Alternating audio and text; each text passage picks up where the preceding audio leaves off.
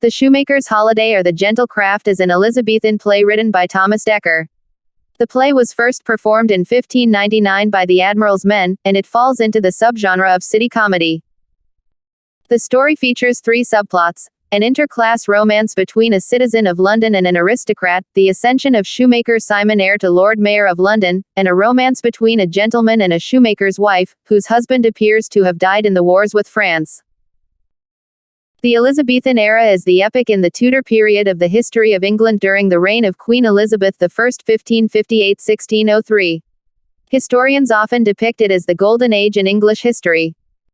The symbol of Britannia, a female personification of Great Britain, was first used in 1572, and often thereafter, to mark the Elizabethan age as a renaissance that inspired national pride through classical ideals, international expansion, and naval triumph over Spain.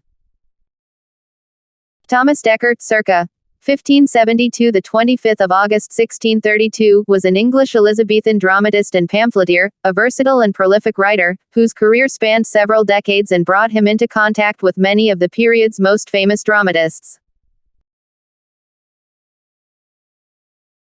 The play is a citizen drama, or a depiction of the life of members of London's livery companies, and it follows in Dekker's style of depicting everyday life in London. The events of the play occur during the reign of King Henry VI, though also hinting at the reign of Henry V. Henry V succeeded his father, Henry IV, as leader of England following Henry IV's death in 1413 at the age of 26. He is best known for securing the French crown and for his depiction in Shakespeare's plays Henry IV, Part 1, Henry IV, Part 2, and Henry V. Dekker uses this correlation in The Shoemaker's Holiday, as an English king appears in scenes 19 and 21. However, he is only identified as the king in the speech prefix in the first printed edition of the play. Characters of the play: Roland Lacy, love interest of Rose Ottley. Lacy avoids going to war by taking on the identity of Hans, a Dutch shoemaker. Rose Ottley, the daughter of Roger Ottley and the love interest of Roland Lacy. Sir Roger Ottley, the Lord Mayor of London and father of Rose. He attempts to marry Rose to Hammond. Sir Hugh Lacy, the Earl of Lincoln and Roland's uncle. He attempts to have Roland sent to war. Askew, Lacy's cousin. Simon Eyre, a master shoemaker for whom Hans and Ralph work. Eyre is based on the historical figure Simon Eyre (1395–1458), a London merchant and artisan who was elected Lord Mayor in 1445. Marjorie Eyre, the wife of Simon Eyre. Roger, Simon Eyre's foreman, known as Hodge. Ralph, Simon Eyre's journeyman and husband to Jane. He is drafted into the war. A boy, servant of Simon Eyre. Jane, wife of Ralph. She almost marries Hammond after being falsely informed her husband had died in war. Hammond, a wealthy London citizen who attempts to court and wed Jane. Warner, Hammond's brother-in-law. Scott, a friend of Ottley's. Sybil, Rose Ottley's maid. Lovell, a courtier. Dutch skipper, a trader and associate of Roland Lacy who sells his commodities inexpensively to Simon Eyre. Dodger, Lincoln's servant. Firk, Eyre's journeyman who plays a key role in the union of Rose and Roland and the reunion of Ralph and Jane. The King. Cornwall. Summary. Act 1. Scene 1. Sir Hugh Lacy, Lincoln, and Sir Roger Ottley discuss the potential relationship blooming between their charges Roland Lacy and Rose Ottley. The men discuss the class barrier that would be broken by the said relationship. Lincoln discovers the king's plan for Roland to lead an army in France. Roland arrives as Ottley is leaving. Lincoln advises Lacy to enter the war in France and leave Rose behind. Lacy agrees, and Lincoln exits. Lacy asks his cousin Askew to go ahead to France without him because he has business in London. Askew agrees, but the two are interrupted by a band of shoemakers led by Simon Eyre. Eyre and his men ask Lacy to allow Ralph, Eyre's youngest apprentice and a newly conscripted soldier, to be allowed to stay in London with his new bride, Jane. Lacy refuses. Ralph gifts Jane a pair of shoes specifically designed for her and then departs. Act 2. Scene 1. Rose dreamt of Lacy, her absent love. Rose's maid, Sybil, arrives with news from London. She recognizes Lacy in costume. Rose asks Sybil to ensure that Lacy has embarked for France. Rose promises Sybil expensive clothes for her troubles. Scene 2. Lacey soliloquizes about his plan to seek a job as a shoemaker so that he can remain in London and see Rose. Scene 3. Simon Eyre wakes his fellow shoemakers and wife to begin the workday. Lacey, disguised as a Dutch shoemaker named Hans, passes the shop singing a Dutch song. One of Eyre's apprentices, Ferk, notices Lacey and asks Eyre to hire him. Eyre denies the request, but is met by Hodge, his foreman, and Ferk threatening to leave unless their desire is met. Eyre eventually hires Lacey. Scene 4. Master Hammond and Master Warner, two wealthy men, are hunting deer on the land adjacent to Roger Audley's country house. A boy informs them that their targeted game has left. Scene 5. Hammond and Warner arrive at Roger Audley's house looking for the deer. Rose and Sybil say they have not seen it, and they have further discussion with the men. Audley arrives and welcomes the hunters. Audley later claims that he intends to marry Hammond to Rose. Act 3. Scene 1. On behalf of Eyre, Hans uses his previous connection with a Dutch skipper to secure the purchase of a valuable cargo. Hodge explains that Eyre stands to make a lot of money when he sells on the cargo. Eyre and his wife Marjorie arrive at the shoemaker's shop and Marjorie lambasts the men for not working harder. When Ferk and Hodge threaten to quit, Eyre scolds his wife and buys a round of beer to smooth things over. Hodge reveals the plan to buy the cargo and Eyre, getting ahead of himself, dons a velvet coat and alderman's gown. He leaves with the skipper to complete the deal. Scene 2. Dodger, Lincoln's servant, finds out that Lacey was staying in England to woo Rose.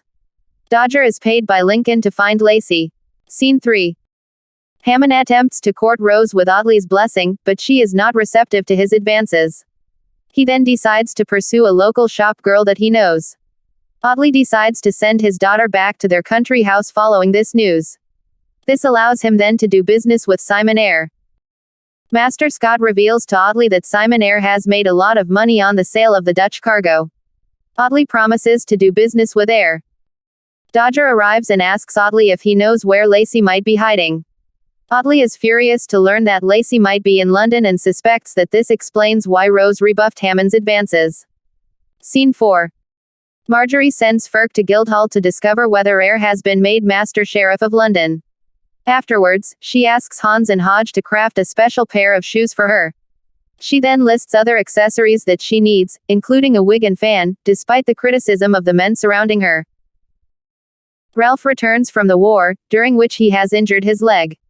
The shoemakers welcome him home and commiserate with him.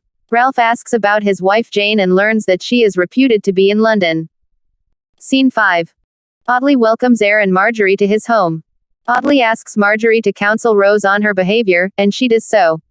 The shoemakers arrive and perform a Morris dance. Rose instantly recognizes Lacey. After the shoemakers leave, Sybil promises Rose that she will devise a plan to marry her mistress to Hans. Act 4. Scene 1. Hammond spies on Jane while she works alone in a clothes shop. He attempts to woo her, but she says she is already married and her husband Ralph is fighting in France. Hammond reveals that he has received word that Ralph is dead. Jane is upset upon hearing this news, prompting Hammond to propose marriage to her. Hammond does not leave until Jane promises that, if she does remarry, it will be to him. Scene 2. The shoemakers discuss their increasing prosperity. Sybil arrives and requests that Hans come to meet with Rose, and they depart. Scene 3. Hammond's servant visits the shoemakers to order a pair of shoes for his master's bride, since they will be married the next day. He shows Ralph a shoe belonging to the woman and asks him to make a pair of the same dimensions. Ralph recognizes the shoe and realizes that the bride is his own wife, Jane. The servant leaves and Ferk arrives. The shoemakers strategize about how to interrupt Jane's wedding and reunite her with Ralph. Scene 4. Sybil interrupts Lacey and Rose with news that Audley approaches. Lacey falls back on his disguise and pretends to fit Rose with a shoe. Audley arrives and suspects nothing. A servant brings news that Lincoln is on his way, leaving Lacey just enough time to escape. Scene 5. Audley and Lincoln discuss how they intend to separate Rose and Lacey. Their plan is to find Lacey and send him to France. Sybil bursts in to reveal that Rose has eloped with a shoemaker. While Audley demands an explanation, Ferk arrives with some shoes for Rose. He reveals that Hans and Rose are planning to be married. Lincoln then realizes that Hans must be Lacey and pays Ferk to tell him at which church Rose and Hans will be married. Ferk gives Lincoln and Audley directions to the church where Hammond will marry Jane. Act 5. Scene 1. Eyre, who is now the Lord Mayor, sends Rose and Lacey to be married with his blessing. Left alone, Simon soliloquizes about an impending visit from the king, who wishes to see the new market buildings Eyre has constructed. Eyre also looks forward to the holiday feast he is planning. Scene 2. Ralph, Hodge, and Ferk approach Hammond and Jane on their way to be wed. Hodge and Ferk berate Jane and then reveal that their companion is none other than Jane's husband, Ralph. Jane is elated and chooses to return to Ralph. Hammond offers money to Ralph for Jane's hand in marriage and is met with outrage. Lincoln and Audley arrive to stop the wedding, thinking Jane and Ralph are Rose and Lacey in disguise. As soon as they learn their mistake, Dodger arrives with news that Rose and Lacey are married and that Eyre intends to beg the king that Lacey be pardoned for his crimes. The church bells ring to begin the holiday and the shoemakers rejoice. Scene 3.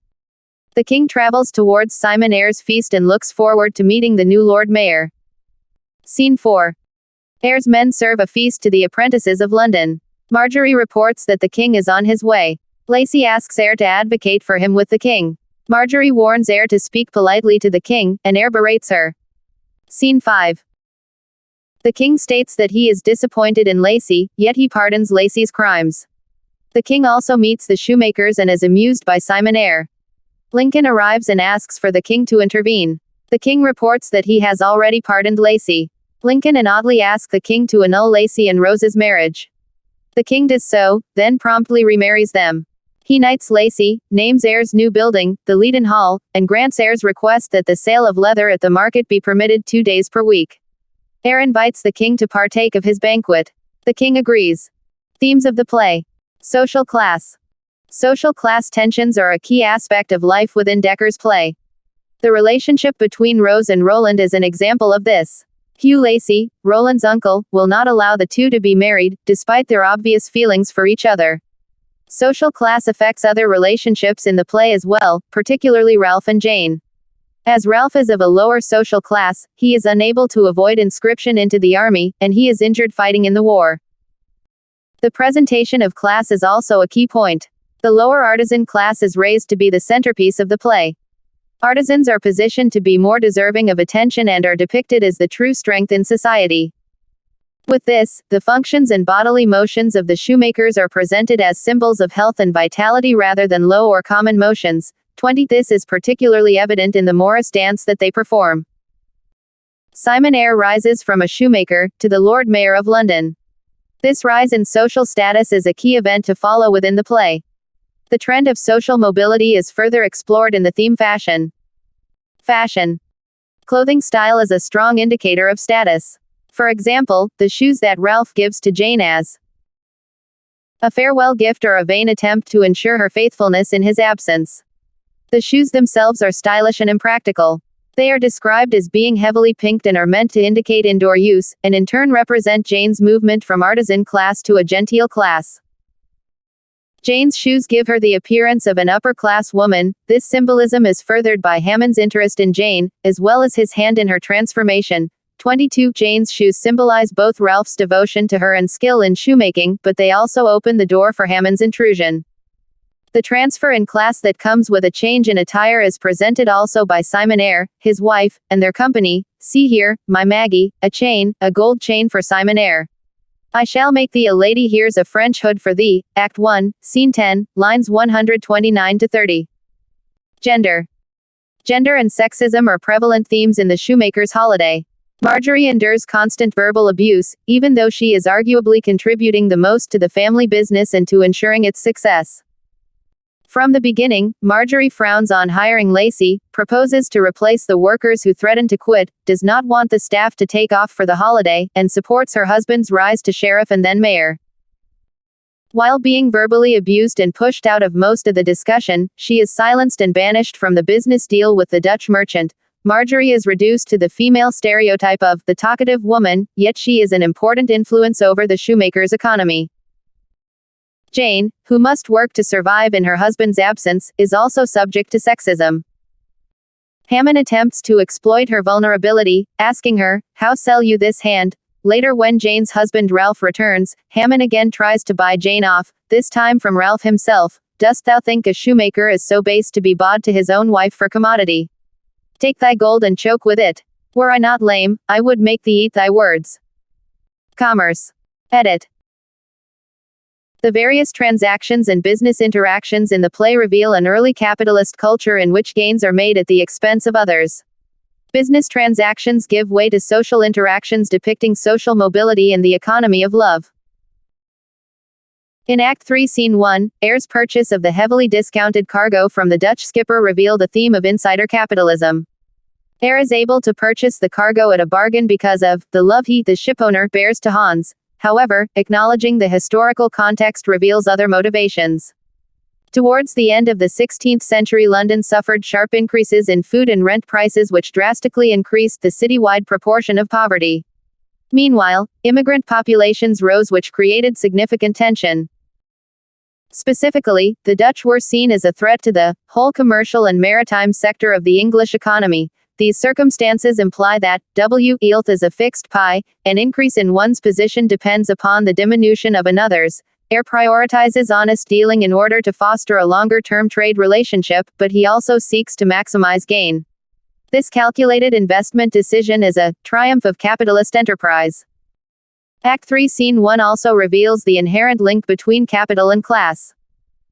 The profit from this venture increases Eyre's wealth substantially, which enables Eyre to expand his social network, or in other words, buys him the social capital that will allow him to be appointed alderman and later Lord Mayor of London. Furthermore, there are two attempts at exchanging money for love that each speak on the commercial culture and the general power of capital.